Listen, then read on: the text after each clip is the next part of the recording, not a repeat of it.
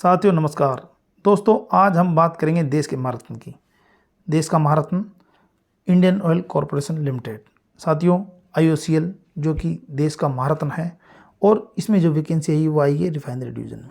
मित्रों, जिस प्रकार इंडियन ऑयल की दूसरी डिवीज़न है, मार्केटिंग डिवीज़न है और इसके अलावा पाइपलाइन डिवीज़न है, तो उनमें ये वैकेंसी ना होकर ओनली ऑन रिफाइनरी डिवीज़न में, मतलब इसमें आप जॉब लगोगे तो आपकी पोस्टिंग ओनली ऑन इसकी रिफाइनरी में होगी, जहाँ जहाँ पर इनकी रिफाइनरी लगी है। और इसकी रिफाइनरी काफ़ी रिफाइनरियाँ हैं पूरे देश में, लगभग हर क्षेत्र में है, तो आपकी वहाँ पर पोस्टिंग होगी साथियों। और ये जो रिक्वायरमेंट है नॉन एग्जीक्यूटिव पोस्ट के लिए है, मतलब यहाँ पर ऐसे जो ITI और डिप्लोमा होल्डर अभ्यर्थी ही यहाँ पर इस पोस्ट के लिए अप्लाई कर सकते हैं। ठीक है दोस्तों, अब हम यहाँ पर बातें करेंगे जो मैंने मार्क कर दिया गया है येलो से।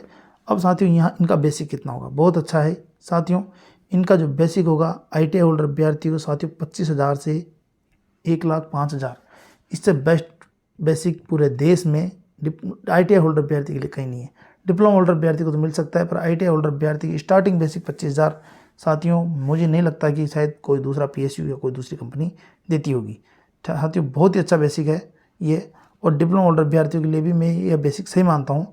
इतना कम बेसिक नहीं, 25,000 बेसिक बहुत बढ़िया बेसिक है आज के ज़माने के अनुसार। उसके अलावा साथियों इसमें कई प्रकार के अलाउंसेज हैं, ऑयल फील्ड है, बहुत ही अच्छी जॉब है साथियों। जितनी भी यहाँ पर रिफाइनरी है वो यहाँ पर दी हुई है। मथुरा रिफाइनरी है, पानीपत रिफाइनरी है, वेस्ट बंगाल में हल्दिया है, गुजरात में वडोदरा है।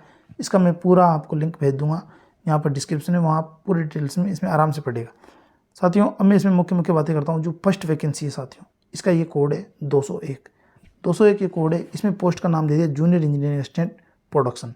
साथियों इसमें कौन बच्चे अप्लाई कर सकते हैं, इसमें साथियों एक तो BSc होना चाहिए। अगर BSc आपके पास है तो आप इसमें ज़रूर फॉर्म भरें, या फिर आपने अगर डिप्लोमा किया हुआ है केमिकल से तो भी आप इसमें फॉर्म भर सकते हैं। ठीक है, तो ये ध्यान रखिए, एक तो BSc और डिप्लोमा इन केमिकल। आगे इसकी विस्तृत जानकारी जब हम क्वालिफिकेशन का पढ़ेंगे, चैप्टर देखेंगे, उसमें जानकारी आएगी। इसमें देखो साथियों 50 वैकेंसी तो पानीपत रिफाइनरी से है ओनली, डिप्लोमा वाले अभ्यर्थियों के लिए जिन्होंने केमिकल में डिप्लोमा किया है या BSc है वो केमिस्ट्री से। इसके अलावा देखो गुजरात से 46 वैकेंसी, तो मतलब बहुत ही अच्छा वैकेंसी। 58 पारादीप रिफाइनरी से वैकेंसी टोटल, बहुत अच्छा वैकेंसी, बहुत अच्छा मौका है साथियों देश के महारत्न में काम करने का। और सबसे अच्छी बात देखो ST में देखो यहाँ पर बैकलॉग गई है, मतलब बैकलॉग का मतलब बच्चे मिले नहीं, मतलब गुजरात रिफाइनरी से एक बच्चा इन को मिला ही नहीं, मतलब क्वालिफाई नहीं हो पाए, बच्चे मिले ही नहीं, रिटर्न नहीं निकल पाया। तो साथियों ऐसी नौबत नहीं आनी चाहिए, इस भर्ती में कोई बैकलॉग नहीं रहना चाहिए। ठीक है दोस्तों, इसी प्रकार OBC में भी यहाँ पर बैकलॉग पाया है, और पारादीप रिफाइनरी में OBC में एक पोस्ट बैकलॉग गई है।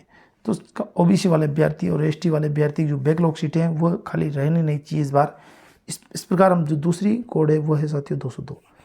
ये पोस्ट का नाम है जूनियर इंजीनियरिंग असिस्टेंट PNDU। साथियों PNDU में क्या होता है, इसमें जिन बच्चों ने डिप्लोमा किया हुआ है मैकेनिकल इंजीनियरिंग से और इलेक्ट्रिकल इंजीनियरिंग से, पॉलिटेक्निक की हुई, तो वो बच्चे इसमें फॉर्म भर सकते हैं। इसके अलावा ITI जो बच्चे फिटर वाले भी इसमें अप्लाई कर सकते हैं। इनकी वैकेंसी कितनी है साथियों, इनकी वैकेंसी यहाँ पर डिगबोई रिफाइनरी की 13 वैकेंसी है और मथुरा की 6 है। यहाँ पर इसका वैकेंसी का विवरण दिया गया है।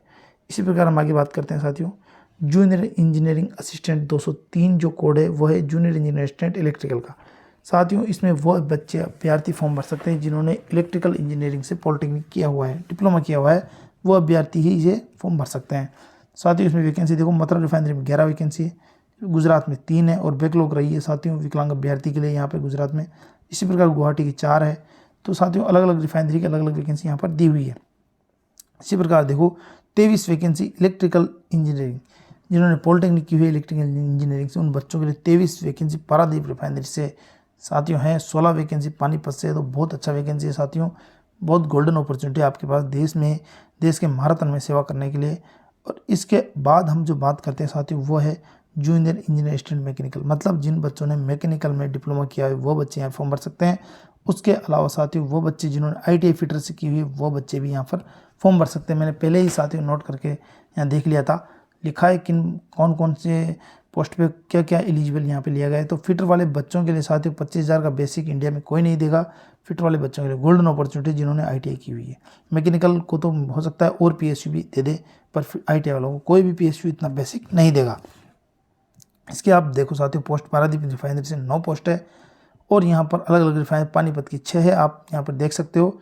और इसमें भी साथियों बैकलॉग रही है, देखो बरौनी रिफाइनरी से ओबीसी की एक सीट बैकलॉग रही, मायना रखता है साथियों। एक सीट, 2 वैकेंसी, इसमें से एक सीट बैकलॉग है साथियों। मेरा कहना है इस बार बैकलॉग नहीं रहना चाहिए, जरूर आप इसमें अप्लाई करें और ITI वाले जरूर करें। गोल्डन अपॉर्चुनिटी साथियों, 25,000 का बेसिक, कोई भी PSU आपको कोई भी सरकारी कंपनी नहीं देगी।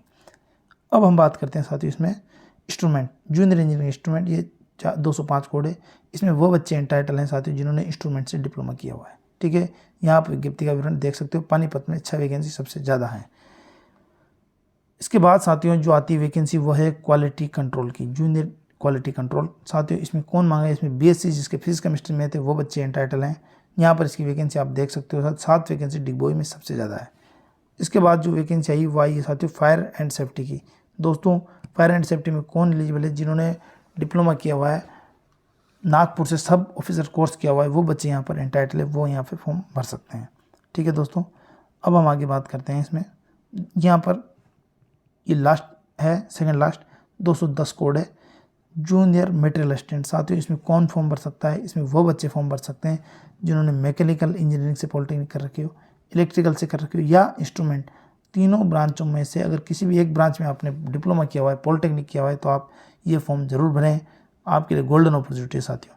इसके अलावा जो नर्सिंग का एक पोस्ट है, जिन्होंने GNM किया हुआ है, एक पोस्ट आया उनके लिए, या फिर BSc नर्सिंग किया हुआ बच्चे यहाँ पर फॉर्म भर सकते हैं, ठीक है दोस्तों। अब हम यहाँ पर बात करेंगे इसमें जो क्या क्या क्वालिफिकेशन मांगा है, क्या नहीं मांगा है साथियों। सबसे पहले मैंने आपको बताया था ये प्रोडक्शन का वैकेंसी है। इसमें 3 डिप्लोमा केमिकल से मांगा था, और केमिकल या फिर रिफाइनरी एंड पेट्रोकेमिकल इंजीनियरिंग में भी डिप्लोमा किया था, वो भी यहाँ पर एंटाइटल थे। BSc जो कि मैंने बता दिया गया आपको। इसके अलावा साथियों यहाँ पर क्या मांगा है? यहाँ पर मांगा गया है 1 ईयर एक्सपीरियंस। आपके पास पोस्ट क्वालिफिकेशन का अगर 1 साल का एक्सपीरियंस है, पोस्ट क्वालिफिकेशन मतलब क्वालिफिकेशन के बाद 1 साल का एक्सपीरियंस होना चाहिए आपके पास। किस में? पंप हाउस में, फायर हीटर में, कंप्रेसर में, डिस्टिलाइजेशन कॉलम्स, रिएक्टर, हीट एक्सचेंजर। अगर आपके पास किसी प्रकार रिफाइनरी का, पेट्रोकेमिकल का, गैस प्रोसेसिंग प्लांट का, हेवी केमिकल का या फर्टिलाइजर इंडस्ट्री का अगर आपका एक्सपीरियंस है तो आप ये फॉर्म अवश्य भरें, चूके नहीं दोस्तों। इसी प्रकार जो दूसरा जो मैं आपको बताया था PNDU का, इसमें क्या है? इसमें मैकेनिकल और इलेक्ट्रिकल वाले बच्चे एलिजिबल हैं और ITI फिटर वाले भी इसमें एलिजिबल हैं। परंतु साथियों यहाँ पर बॉयलर सर्टिफिकेट होना आपके पास जरूरी है, 1st या 2nd क्लास। अगर है तो मैं बोलता हूँ कंपटीशन बहुत कम है, इसमें 100% चांस है जॉब लगने की। बॉयलर का सर्टिफिकेट साथियों इतनी आसानी से हर किसी को मिलता नहीं है, और जिनके पास है तो ऐसे बच्चे बहुत कम उपलब्ध हैं, ठीक है दोस्तों। ITI अगर फिटर से तो भी आपके पास होना चाहिए बॉयलर कॉम्पिटेंसी सर्टिफिकेट, अनिवार्य है PNDU की वैकेंसी के लिए। अब साथियों हम बात करते हैं जो अगला जो पोस्ट थी वो थी junior engineering assistant electrical. Diploma वाले मांगे हैं साथियों, इसमें ITI वाला बच्चा फॉर्म नहीं भर सकता। 3 ईयर डिप्लोमा लिखा हुआ है यहाँ पर स्पष्ट, 3 ईयर डिप्लोमा। और इसके अलावा साथियों इन्होंने क्या मांगा है वो देखो इसमें मैं आपको बता दूं कि आपके पास कम से कम 50% नंबर होना चाहिए डिप्लोमा। लमसम सभी बच्चों के पास रहते हैं। 45 मांगा है ST SC और दिव्यांग अभ्यर्थियों के लिए। अब साथियों यहाँ पर एक्सपीरियंस मांगा गया है इलेक्ट्रिकल वालों का, वो होना चाहिए जो यहाँ पर लिखा है post qualification experience, operation management, ONDM का एक्सपीरियंस भी चलेगा, जनरेटर का भी चलेगा, डिस्ट्रीब्यूशन सब स्टेशन का भी चलेगा, जनरेशन प्लांट का भी चलेगा। और साथियों इससे रिलेटेड HT और LT मतलब हाई टेंशन, लो टेंशन, स्विच गियर, मतलब ये जो रिलेटेड जो हैं ये इनमें से कोई सा भी एक्सपीरियंस अगर आपके पास है, हेवी केमिकल का, पेट्रो केमिकल रिफाइनरी का, फर्टिलाइजर का, पावर प्लांट का, ये सब एक्सपीरियंस इसमें वैलिड है। तो अगर ये आपके पास है तो आपको इसमें फॉर्म जरूर भरना चाहिए। अब साथियों यहाँ पर है कि अगला जो है वो है mechanical, junior engineering assistant mechanical. साथियों इसमें क्या मांगा था? 3 ईयर डिप्लोमा मांगा था, मैकेनिकल इंजीनियर में होना चाहिए। अब या फिर साथियों सबसे इंपॉर्टेंट बात है, या matric with ITI and fitter. तो ITI वाले बच्चे हैं वो भी यहाँ पर फॉर्म भर सकते हैं इसमें, पर वो होना चाहिए ओनली फिटर से, तो वो बच्चे यहाँ पर फॉर्म भरें। परंतु उनके पास साथियों 1 साल का एक्सपीरियंस होना जरूरी है। किस किस में होना चाहिए वो यहाँ पे लिखा है, compressor, gas, steam turbine, boiler, columns valve, जो यहाँ पर लिखा है इनमें से किसी में भी अगर पास 1 साल का अनुभव है तो मैं बोलता हूँ ये फॉर्म ITI वाले बच्चों को जरूर भरना चाहिए, गोल्डन अपॉर्चुनिटी उन बच्चों के लिए। इनके अलावा जो ये वैकेंसी थी ये थी इंस्ट्रूमेंट वाले बच्चों के लिए साथियों। 3 साल का डिप्लोमा होना चाहिए और 1 साल का एक्सपीरियंस होना चाहिए साथियों इंस्ट्रूमेंट से रिलेटेड। अगली जो वैकेंसी है क्वालिटी कंट्रोल की है। इसमें जो फिजिक्स केमिस्ट्री और मैथ PCM मांगा था BSc में 50% मार्क्स होना अनिवार्य है। OBC जनरल के लिए 45% रिजर्व कैटेगरी के। इसमें भी साथियों 1 ईयर का एक्सपीरियंस मांगा गया है। फायर एंड सेफ्टी जो मैंने आपको बता दिया साथियों, सब ऑफिसर कोर्स होना चाहिए। हेवी ड्राइविंग लाइसेंस होना अनिवार्य है साथियों। अब हम बात करते हैं इसमें मटेरियल की, जूनियर मटेरियल असिस्टेंट की। इसमें डिप्लोमा मांगा था मैकेनिकल, इलेक्ट्रिकल और इंस्ट्रूमेंट। किसी से भी अगर आपने डिप्लोमा किया हुआ है तो आप इसके एंटाइटल हैं और आपके पास मिनिमम 1 ईयर का एक्सपीरियंस होना चाहिए साथियों।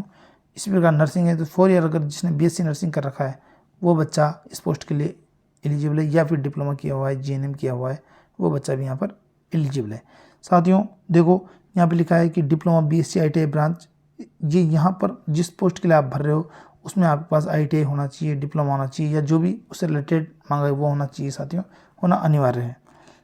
दूसरी बात साथियों यहाँ पर यह है कि क्वालिफिकेशन, अगर आपका हायर क्वालिफिकेशन है, जैसे कि मान लो केमिस्ट्री है तो वो कंसीडर नहीं की जाएगी। आपका डायरेक्ट बीटेक है तो वो भी कंसीडर नहीं किया जाएगा। यहाँ पे लिखा हुआ है बी बीटेक एलएलबी या एमसी ऑफ एनी, ये क्वालिफिकेशन नॉट एलिजिबल, ये एलिजिबल नहीं है। रेगुलर फुल टाइम आईटीआई, देखो आईटीआई होना चाहिए आपके पास, फिटर से मांगी यहाँ पर, एनसीवीटी हो एससीवीटी कोई सी भी आईटीआई हो, दोनों में से दोनों वैलिड है साथियों, ठीक है। अब जो यहाँ पर बात है वो ये है साथियों, आपका जो डिप्लोमा या आईटीआई है वो डिस्टेंस मोड पे नहीं होना चाहिए, ठीक है, रेगुलर मोड पे होना चाहिए साथियों। और आप सिर्फ एक ही पोस्ट के लिए 1 टाइम आप अप्लाई कर सकते हो, एक से ज़्यादा पोस्ट के लिए आप अप्लाई नहीं कर सकते, ना आपका फॉर्म रिजेक्ट कर दिया जाएगा साथियों। यहाँ पे लिखा है ऑल एप्लीकेशन रिजेक्टेड, तो ये ध्यान रखिए कि 1-2 फॉर्म ना लगाएं, एक ही फॉर्म लगाएं जिस पोस्ट पे आपको फॉर्म भरना है, ठीक है। ये उन बच्चों के लिए लिखा है साथियों जिन्होंने एक्सचेंज में अपना रजिस्ट्रेशन करा रखा है एम्प्लॉयमेंट एक्सचेंज में, तो अगर वहाँ से सूचना चली जाएगी रिफाइनरी के पास तो वह उस पर आधारित ही आपको कॉल लेटर नहीं आएगा साथियों। यहाँ पर आपको भी फॉर्म भरना जरूरी है जिन बच्चों ने वहाँ पर रजिस्ट्रेशन करा रखा है, ठीक है दोस्तों। मिनिमम एज का जो क्राइटेरिया है वो 18 से 26 साल है ये फॉर्म भरने के लिए। 26 के बाद साथियों जनरल के लिए 26 है, और जितने भी reserve category ST SC PWD तो उन बच्चों को OBC सरकार के नियमानुसार छूट दी जाएगी। जैसी और वैकेंसी में दी जाती है वही यहाँ दी जाएगी, स्पेशल नहीं है। पर कैंडल अलाउंस सबसे इंपॉर्टेंट है साथियों, और इसका जो यहाँ एक्सपीरियंस काउंट होगा वो 30 मार्च तक यहाँ पे डेट, उससे पहले का एक्सपीरियंस और क्वालिफिकेशन आपका होना चाहिए। इतने सारे अलाउंसेस यहाँ पे मिलते हैं, मैं सबको पढ़ूंगा तो काफ़ी लंबा वीडियो हो जाएगा साथियों। सिलेक्शन मेथडोलॉजी इंपॉर्टेंट चीज़ है जो मैं आपको बता दूं। यहाँ पर सबसे बताने लायक चीज़ वो है कि आपका रिटर्न सबसे इंपॉर्टेंट है, रिटर्न यही आपको जॉब लगाएगा। बाकी जितने भी टेस्ट है ये सब क्वालिफाई नेचर के होंगे, तो ये इनमें सिर्फ आपको पास होना है जॉब लगने के लिए, ये है साथियों। फाइनल मेरिट इसी का बनेगा, तो रिटर्न टेस्ट इंपॉर्टेंट है आपसे बच्चों के लिए, तो रिटर्न की अच्छी तैयारी करें साथियों, ठीक है। और तो यहाँ पर कुछ है नहीं, आपका जो एग्ज़ाम सेंटर है वह रिफाइनरी में ही होगा, उसके आसपास ही रिफाइनरी या उसके आसपास क्षेत्र में आपके एग्ज़ाम सेंटर आएंगे, दूर नहीं आएंगे साथियों, ठीक है। और यहाँ पर साथियों इंपॉर्टेंट ये है कि आपके जो फीस है वो 150 रुपये है जनरल, EWS और OBC कैटेगरी के लिए, ठीक है। इसके अलावा साथियों जितने भी ये फॉर्म हैं वो आपको जो फॉर्म भरने का जो पेमेंट है वो मतलब फॉर्म की लास्ट डेट ही मानो आप 20 के पहले आपको इसको पेमेंट करना है, और इसकी लास्ट डेट भी 20 मार्च के पहले है। तो ये फॉर्म जिनको भरना है वो जल्दी भर दें। और ये फॉर्म भरने के बाद इसमें ये ऑनलाइन आपको फॉर्म भरना पड़ेगा। फॉर्म भरने के बाद आपको यहाँ पर ऑर्डिनरी पोस्ट, ये ध्यान रखना इंपॉर्टेंट बात है साथियों, बच्चे यहाँ अक्सर गलती कर रहे हैं कि आपको सिर्फ और सिर्फ यहाँ पर जो फॉर्म भरने के बाद इसका प्रिंट आउट लेना है, और ये प्रिंट आउट आपको ऑर्डिनरी पोस्ट मतलब साधारण डाक से भेजना है। अगर आप स्पीड पोस्ट या किसी दूसरे से भेजोगे तो आपका ये रिजेक्ट कर दिया जाएगा। कुरियर से नहीं भेजना है, ओनली ऑर्डिनरी पोस्ट से भेजो। अगर नहीं भेजते हो तो कोई दिक्कत नहीं है, आप इन हैंड जिस दिन आपका एग्ज़ाम होगा वहाँ पर आप दे सकते हो, ठीक है। तो यहाँ पर लिखा हुआ है साथियों क्या क्या भेजना है, वो यहाँ पर लिखा हुआ है। प्रिंट आउट फॉर्म का प्रिंट आउट लेना है, ये यहाँ पे सबसे पहले लिख दिया print out of application form, duly stated, एक कलर फोटोग्राफ और ये डॉक्यूमेंट जो यहाँ पे लिखे हुए हैं, मैं इसका लिंक दे दूँगा डिस्क्रिप्शन में। ये सभी डॉक्यूमेंट्स चाहिए, आपकी 10th की मार्कशीट चाहिए, ITI किया होता है ITI की, अगर आप 12 बेस्ड डिप्लोमा जा रहे हो डिप्लोमा की, ITI पर डिप्लोमा किया तो जितनी भी आपकी टेक्निकल जो है आपने प्राप्त कर रखी है वो, और आप जिस कैटेगरी से फॉर्म भर रहे हो ST SC OBC उसका सर्टिफिकेट, और आपका एक्सपीरियंस सर्टिफिकेट या एक्सपीरियंस सर्टिफिकेट नहीं मिल रहा है तो यहाँ पे लिखा है ऑफर लेटर, कंपनी का offer letter, joining letter, pay slip, ये सब या इंक्रीमेंट लेटर, ये सब आपको साथियों प्रस्तुत करने पड़ेंगे एग्ज़ाम के दिन। अगर आप नहीं करते हो तो आपको वहाँ से बाहर कर दिया जाएगा, एग्जाम में नहीं बैठने दिया जाएगा, या फिर आप ऑर्डिनरी रिपोर्ट से भी भेज सकते हो साथियों। यहाँ पे लिखा हुआ है कहाँ भेजना है, तो वो यहाँ पर लिखा हुआ है साथियों। ये जितने भी रिफाइनरी हैं उनका सबका एड्रेस यहाँ पर दे दिया गया है मित्रों, ठीक है दोस्तों। अब हम यहाँ और देखो सबसे इम्पोर्टेंट बात यह है, अगर आपको किसी भी प्रकार की यहाँ पर प्रॉब्लम आती है दोस्तों फॉर्म भरने के, तो यहाँ पर ये यूनिट हैं जब रिफाइनरी है और इनके कॉन्टैक्ट नंबर दिए हुए, आप इन नंबरों पर ऑफिस टाइम ज़रूर फ़ोन करें और आपकी जितनी भी परेशानियाँ, जितने भी क्वेश्चन है वो यहाँ पर आपको, मुझे लगता है कि आपको सोल्यूशन मिलेगा। अब लास्ट जो मैं आपको बता दूँ साथियों, यहाँ पर जो ओपनिंग डेट है वो 1 मार्च से स्टार्ट होगी। अभी तक ये ऑफिशियल वेबसाइट पर नहीं आया है, 1 मार्च को ये ऑफिशियल वेबसाइट पर आ जाएगा। साथियों इसकी लास्ट डेट कितना है, 20 मार्च की लास्ट डेट है। 20 मार्च के पहले आपको ये फॉर्म भरना है। और साथियों जो दिव्यांग अभ्यर्थियों के लिए यहाँ पे थोड़ा छूट दिया है, 22 मार्च के देख कर दिया गया है। जो भी डॉक्यूमेंट्स है वो आपको ऑर्डिनरी रिपोर्ट से भेजने हैं, तो वो 19/4 के पहले पहुँच जाने चाहिए। रिटर्न टेस्ट या फिर अगर आप बाई हैंड भी दे सकते हो, वो कब देना है आपको, 24/4 को आपको बाई हैंड देना है साथियों, ठीक है। और यहाँ पर देखो शॉर्ट लिस्टेड जो बाद में, जो एग्ज़ाम के बाद जो शॉर्ट लिस्ट होगा, जिन बच्चों का मतलब ट्रेड टेस्ट वगैरह होगा, तो वहाँ उनकी डेट भी दे दी 15/5 को, ये यहाँ पर डेट दे दी साथियों, ठीक है दोस्तों। और यहाँ पे लिखा हुआ है किसी भ्रामक जानकारी से बचें। आप एम्प्लॉयमेंट एक्सचेंज या जो नोटिस है, इस प्रकार किसी भी कोई आपको बताए भाई वहाँ से नौकरी लग जाएंगे, ऐसे लगे, उनसे दूर रहें। और ऑथेंटिक जानकारी के लिए साथियों यहाँ पर इनकी पर्सनल जो इनका वेबसाइट है, आप इनकी वेबसाइट समय समय पर देखते रहें, ठीक है दोस्तों। धन्यवाद।